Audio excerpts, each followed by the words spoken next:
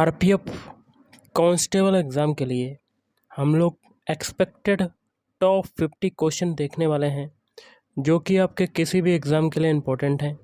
Video start करने से पहले आप लोगों से एक बात कहूँगा, जो लोग नए हैं तो प्लीज़ चैनल को ज़रूर सब्सक्राइब कर लें। चलिए स्टार्ट करते हैं। तो गाइस, आज के सेशन में पहला क्वेश्चन है, मातृ देवी की पूजा किस सभ्यता से संबंधित थी? तो देखिए, इस क्वेश्चन का राइट आंसर होगा ऑप्शन सी, सिंधु घाटी सभ्यता से संबंधित थी। अगला है, राजस्थान के माउंट आबू में स्थित दिलवाड़ा का जैन मंदिर किस धर्म के अनुयायियों के द्वारा निर्मित किया गया था? 4 ऑप्शन आपके दिए गए हैं, तो इसमें से हो जाएगा ऑप्शन बी, जैनियों द्वारा निर्मित किया गया था। अगला है, गीत गोविंद किसकी कृति है? गीत गोविंद की बात करें तो ये है ऑप्शन ए, जयदेव की कृति। अगला है, शिवाजी का राज्याभिषेक कब हुआ था? शिवाजी का राज्याभिषेक कब हुआ था? तो ऑप्शन बी, 1674 ईस्वी में हुआ था। अगला है, अकाल तख्त का निर्माणकर्ता इनमें से कौन सिख गुरु थे? तो इस क्वेश्चन का राइट आंसर होगा ऑप्शन सी, गुरु हरगोविंद। नेक्स्ट है, भारत के समुद्री मार्ग की खोज जो है वो किसने की थी? तो ये की थी option A, Vasco D gamma ने की थी। अगला है, भारत में पहली अंग्रेजी व्यापारिक कंपनी कहाँ खोली गई थी? तो देखिए गाइस, ये खोली गई थी ऑप्शन बी, सूरत में खोली गई थी। कहाँ पर?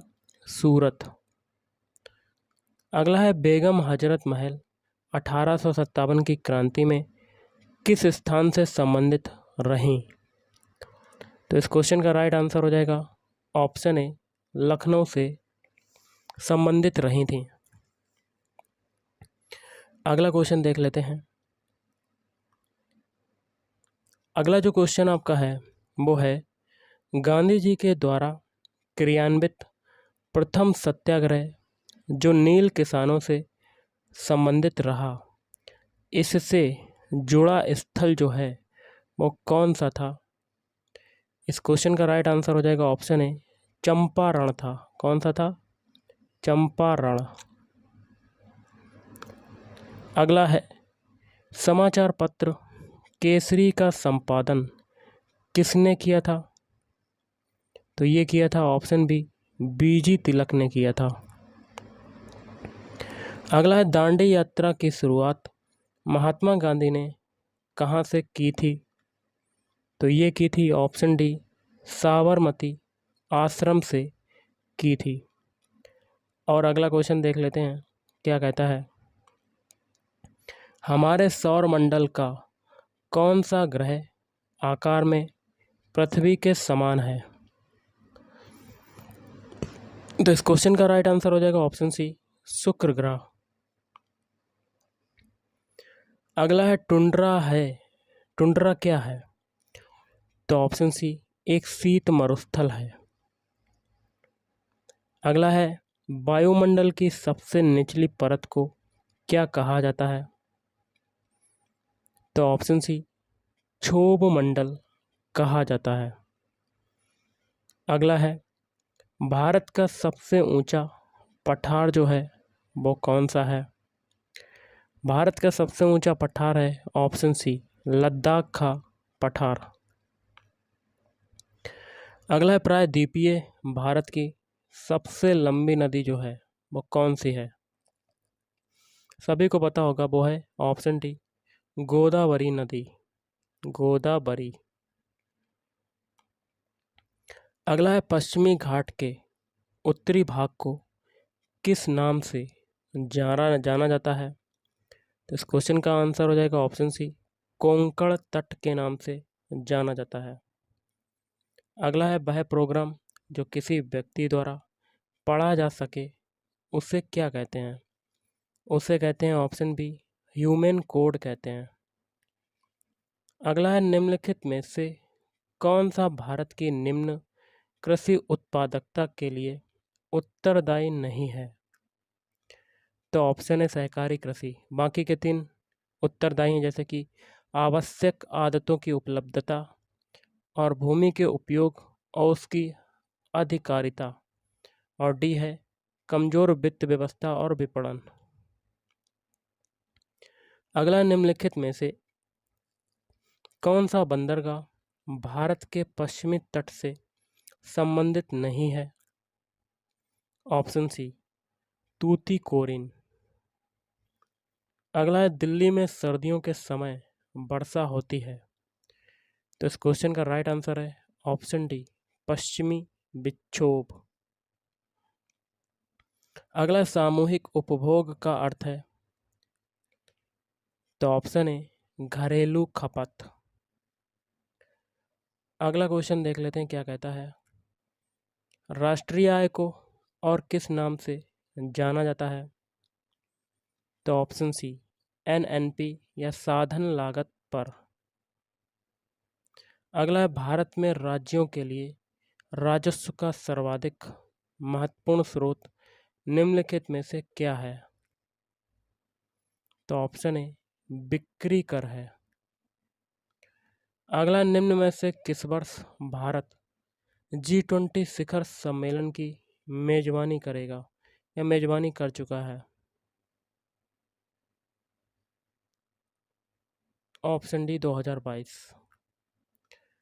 अगला है, निम्नलिखित में से क्या वैकल्पिक मुद्रा का एक उदाहरण है? तो ऑप्शन सी चेक।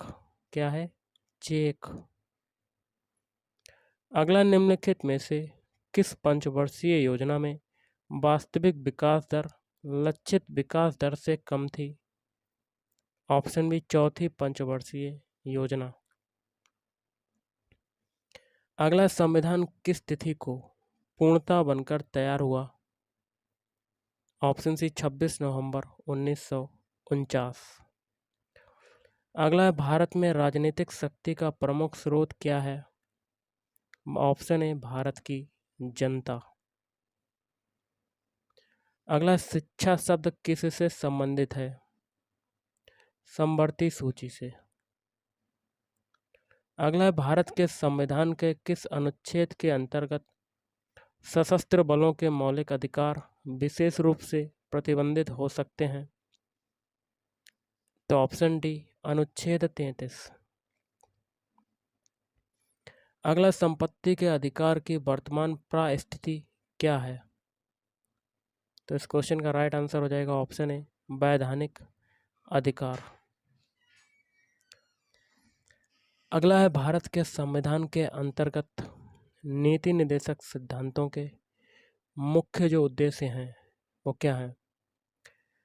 तो इस क्वेश्चन का राइट आंसर हो जाएगा ऑप्शन ए लोक कल्याणकारी राज्य की स्थापना। अगला, राष्ट्रपति के निर्वाचन में विजयी उम्मीदवार के लिए प्राप्त करना आवश्यक है। तो ऑप्शन डी कुल कराए गए मतदान का 50% से अधिक और कुल मतों का बहुमत। अगला, गुट निरपेक्षता से तात्पर्य है। तो क्या तात्पर्य है? ऑप्शन बी शक्ति पुंजों से तटस्थता। नेक्स्ट क्वेश्चन है, भारत राष्ट्र संघ का सदस्य जो है वो कब बना था?